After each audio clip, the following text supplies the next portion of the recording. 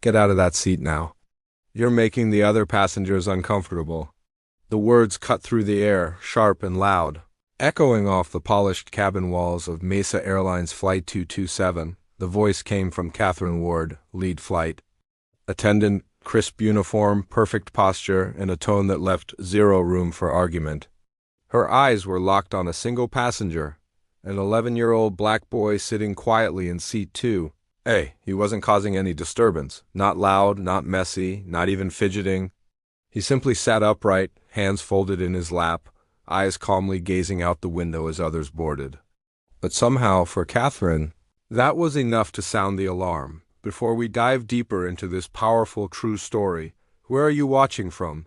Drop your location in the comments. And if you haven't already, hit that subscribe button and give this video a like. Stories like this need to be told.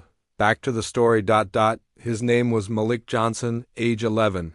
He wore a button-down shirt, a navy blue sweater, dark gray slacks, and polished black shoes, not a wrinkle on him. His backpack, leather and monogrammed, was neatly tucked beneath his seat. Malik had flown dozens of times before, but this was his first time flying alone. He held a first-class ticket purchased by his father, David Johnson, CEO and founder of Johnson Aero, a major consulting partner for Mesa Airlines, but Malik didn't feel the need to mention that. Instead, with calm resolve, he said, "This seat is mine."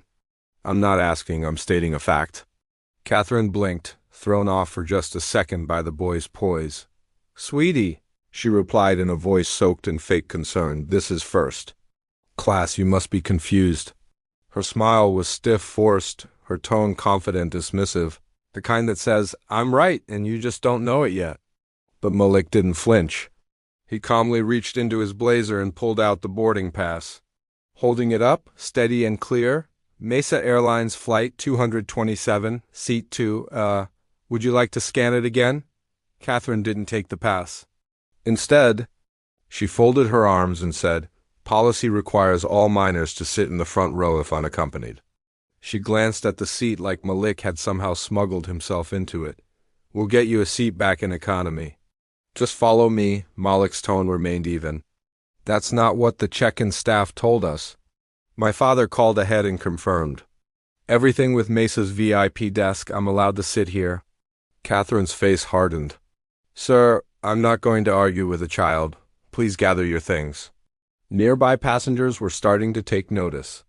In seat 2C, a middle-aged Latina woman, Mrs. Linda Perez, leaned in and whispered, "Why are you removing him? He's not doing anything wrong." Catherine didn't respond. Malik didn't budge. Then came the call. She tapped her earpiece. "We need a gate agent to first class. I have a child in the wrong seat, possibly wrong section altogether." Minutes later, a young ground staff member stepped onto the jet bridge. Her name tag read Tama Jones, no older than 25. When her eyes met Malik's, she paused. She recognized him instantly. Her expression shifted just slightly, professional but alert. "Let me scan the boarding pass, ma'am," she said. Malik handed it over without a word. She scanned it. Beep. Confirmed. Seat 2A, Mesa Airlines Priority. Tama nodded. "He's in the correct seat?" Catherine's lips pursed. "Still, unaccompanied minors don't usually sit in first," Tama cut her off gently. "His record has a special clearance note from Executive Operations." "It's already been approved." Mrs. Perez spoke up again. Louder now. "So why was he being moved?"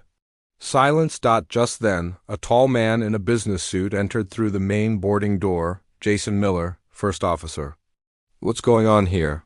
he asked, looking from Malik to Catherine. She quickly framed the situation as a minor mix-up. Jason looked at Malik, then Tama, and said coldly, "Let's just move him to coach. We don't want delays."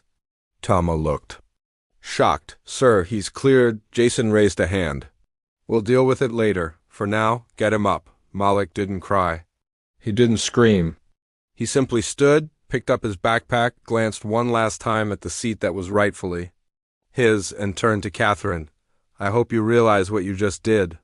He walked out of first class, not by invitation, but by policy twisted into prejudice. They seated him at the back of the plane, near the emergency exit. a place usually reserved for adults. Malik didn't argue. He just sat down, upright, composed, staring at the seatbelt sign above. A man across the aisle watched him. A young couple whispered. Malik didn't look up. He took out his phone, opened his contact list, and hit one number. It rang once, then twice. Dad, it's happening again. The quiet hum of the aircraft filled the space around him. He sat tucked away in a corner seat, far from the comfort his father had arranged, but his back stayed straight, his hands stayed folded. His dignity, though shaken, remained unbroken. Across the aisle, passengers exchanged puzzled glances. They weren't sure if they had witnessed a mistake or something more intentional. Near the front, Tama stood in the galley, glancing toward the back, her brow furrowed. She checked her tablet again. Malik Johnson, first class, cleared. Executive override on file. Nothing made sense. Not on paper, but in her gut it did. That slow, sick feeling you get when it's not just wrong, it's unjust. She stepped back into the jet bridge and pulled out her phone.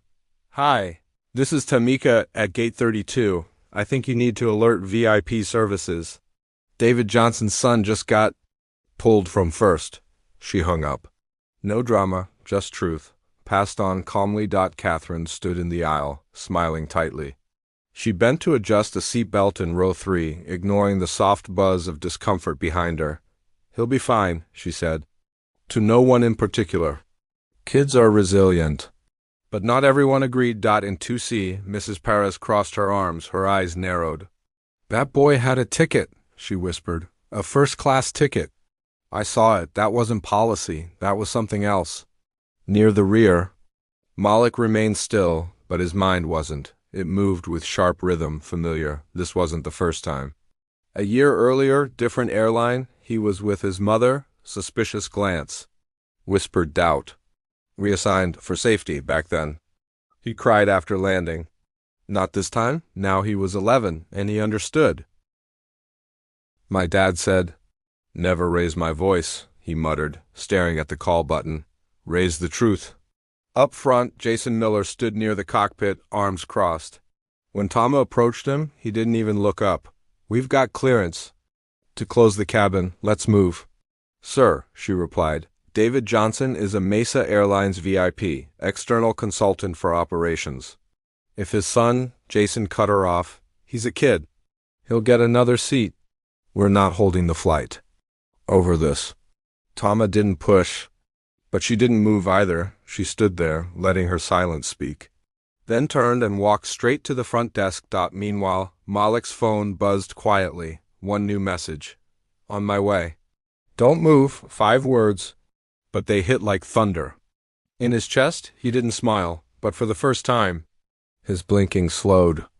Calm returned. In first class, George Whitmore, a sharp-dressed older man, lowered his newspaper. He'd seen many first-class passengers before, but never a child so neatly composed, removed without reason. He said nothing. But something inside. Him shifted, bias, he thought, isn't always loud. Near the entrance of the jet bridge, something stirred. The glass doors opened, and in stepped a tall man in a charcoal suit. No tie, crisp lines. David Johnson, CEO of Johnson Aero TCH. But today, he wasn't just the head of a billion-dollar firm. He was a father, and his son had called the moment. Caleb gave up his seat for the pregnant woman. The cabin was still for a beat, almost like the whole plane took a breath. The woman gasped slightly, touched by the unexpected kindness. Are you sure? She whispered, one hand cradling her belly, her eyes searching his face. Caleb nodded with a gentle smile. Of course, it's yours. He picked up his backpack and quietly walked toward the back of the plane, where the air was slightly thicker, the seats smaller and the looks colder. As he passed by, a few passengers looked up, surprised. Some smiled politely, others avoided eye contact.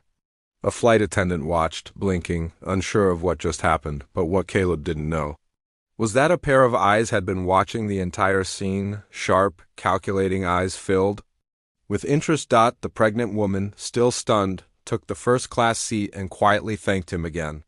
She kept glancing back at Caleb as he adjusted himself into a cramped middle seat near the rear. The man next to him, A heavyset guy in a baseball cap gave him a weird look.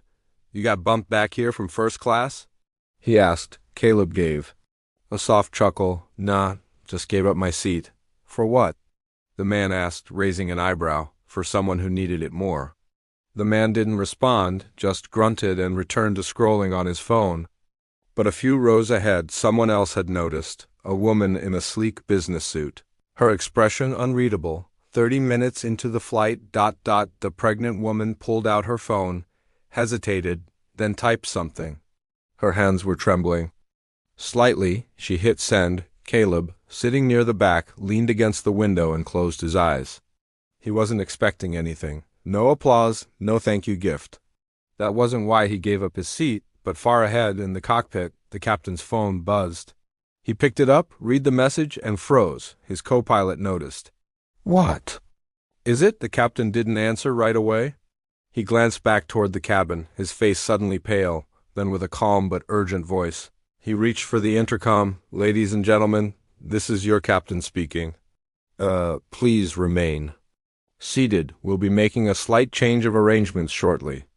Back in first class, the pregnant woman unzipped her purse slowly, revealing a federal badge and a silver pen engraved with U.S. Department of Justice. The flight attendant nearby gasped. "Ma'am, wait, are you?"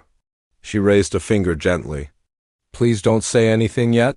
Her eyes were locked on her phone, and a photo of Caleb. She had taken it discreetly when he helped her settle in. Her message had been short but powerful.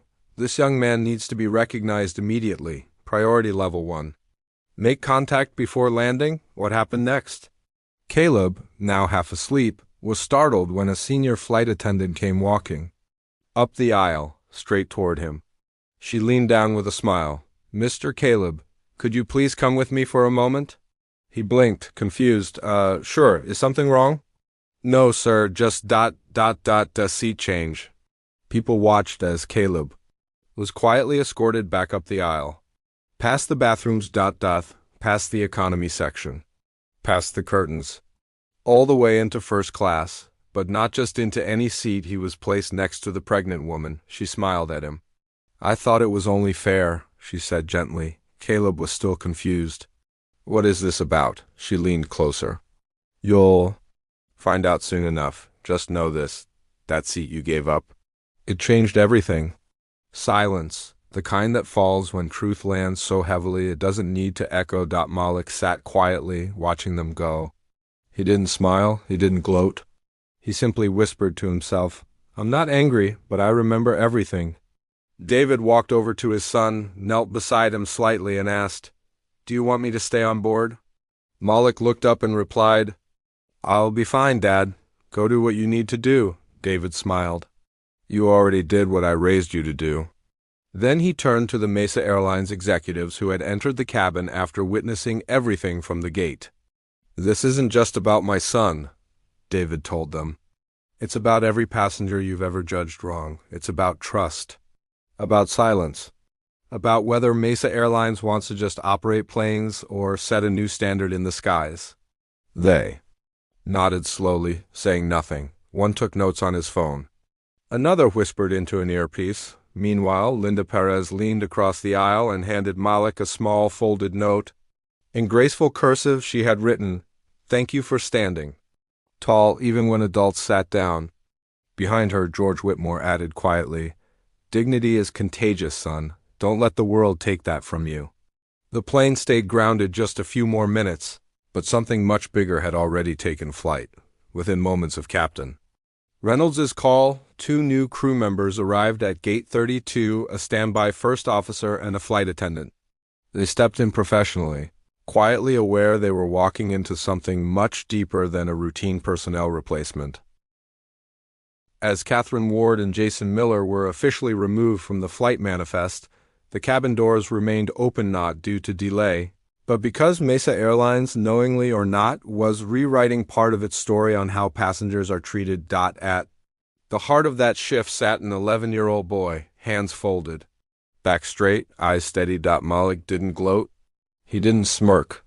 When the new flight attendant, a soft-spoken woman named Denise Myers, entered first class and knelt beside him, she said, "Mr. Malik, we're honored to have you back where you belong." Malik looked her in the eye and nodded.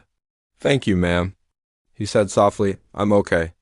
Around him, passengers stayed quiet, not from apathy, but out of reverence. They had seen something they'd remember, not a tantrum, not a viral moment, but dignity practiced, persistent, and absolutely real. David Johnson remained a few minutes longer. Standing near the front while the new crew settled in, he turned once more to the Mesa Airlines executives, now joined by their director of passenger operations. "This isn't the end of the conversation," David told them. His tone was calm but firm.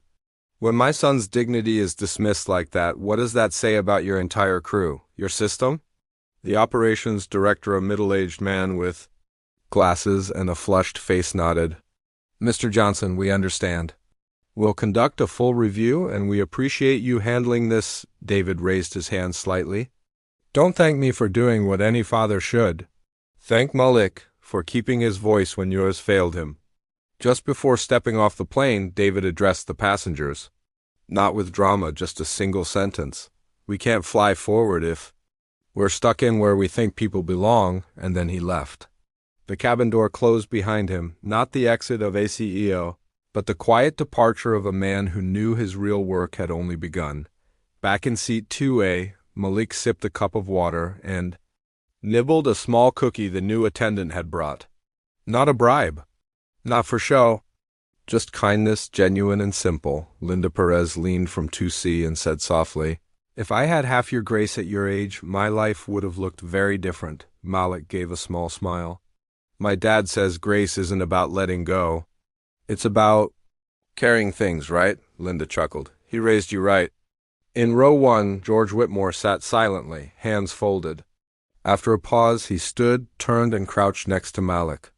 "Can I say something?" he asked. Malik looked up. "Of course, sir." George cleared his throat.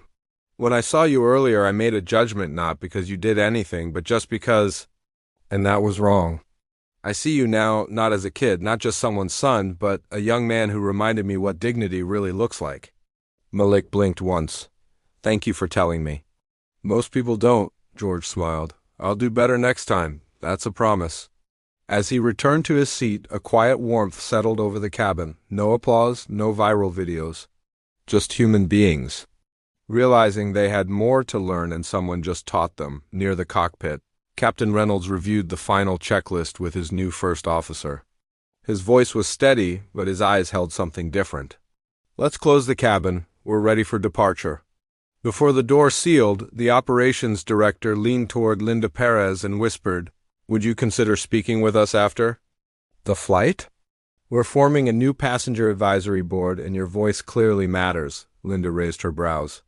"You want me involved?" "You spoke up when it counted," he said. "That's more than most," Linda nodded. "I'll consider it, but only if Malik speaks first." The man glanced at Malik and smiled. "Deal?" That wasn't the only change. By the time David Johnson reached the VIP lounge, he had already sent a formal proposal to Mesa's board, a request to review all bias protocols and training, along with a pilot initiative focused on supporting underrepresented passengers. Attached was one title, "The Malik Protocol." Malik didn't know any of that yet. He simply stared out the window as the plane taxied. He was only 11, and yet somehow already teaching grown-ups what fairness should feel like. Denise returned once more to check on him. "Everything okay, Mr. Malik?" He nodded. "Yes, thank you." She paused, then added gently, "If you need anything else, anything at all, you just let me know." Malik glanced around first class, then back at her. "I'm not angry," he said, "but I remember everything." Her eyes softened. "That's why you'll make change, not just noise." Moments later, the aircraft lifted into the sky, quiet, steady. Like the boy seated in 2A, and for the first time that day, Malik closed his eyes. Not in defeat, but in peace. 3 weeks later, Mesa Airlines held a press conference at its national headquarters in Dallas. The stage backdrop gleamed with navy and silver, but no flash could distract from the moment. At the center stood David Johnson, CEO of Johnson Aerotech, strategic consultant to Mesa's board. No suit, just a white shirt, sleeves rolled, voice calm. "Good afternoon," he began. Today I'm proud to announce a company-wide initiative to ensure that what happened to my son and so many others will never be repeated. A quiet stir moved through the audience. We call it the Malik Protocol not because he's my son, but because he reminded us all what dignity looks like under pressure and what courage sounds like when it speaks clearly and calmly. Behind him, a slide appeared, the Malik Protocol. A framework for dignity in every seat, mandatory. Implicit bias training for all crew and gate agents. An escalation review board, including community and youth voices, real-time reporting. For in-flight discrimination, updated boarding protocols to protect and empower unaccompanied minors. No child would ever again be asked, "Are you sure you belong here?" without someone ready to answer, "Yes, absolutely, and we're watching." David stepped aside. A smaller figure approached, Malik Johnson, in a navy blazer and light gray pants. Calm, clear, he adjusted the mic. "My name is Malik," he began. Respect shouldn't need a title. I didn't want attention. I just wanted to sit where I belonged and be treated fairly. His words landed like truth wrapped in grace. I was scared, but I didn't run. I called my dad because that's what he taught me. When something's wrong, speak clearly and stand. Still, he paused, I hope no other kid has to go through that. But if they do, I hope someone listens. There was no need for applause. The silence said enough. Media outlets picked up the story. But this time, it wasn't about what happened to Malik. It was about what happened because of him. Other airlines took notice. Delta, JetBlue, even Mesa's regional partners requested access to the Malik Protocol. Flight briefings changed. Training evolved, and in flight after flight, something shifted. More eye contact, more explanation, more recognition. And Catherine Ward? She never returned. But she did write a letter not to HR, but to Malik. I don't expect forgiveness. But you taught me more in 5 minutes than I learned in 18 years. I can't undo what I did. But I promise I'll do it differently. Malik read it once. Folded it. Filed it, not as a keepsake of harm, but as a chapter in transformation. Life went back to normal. School, chess, summer, camp. But Malik wasn't just a smart kid who traveled a lot anymore. He was a symbol not because he tried to be, but because the world needed one. And he carried it quietly. 2 months later, Malik and his father boarded a new Mesa flight from Atlanta to Denver. No cameras. No headlines. Just a boy and his dad. As they stepped into first class, the flight attendant smiled. Welcome back, Mr. Johnson. 2A is ready for you. Malik smiled. Thank you. But you can just call me Malik. They sat down. David leaned over. You good?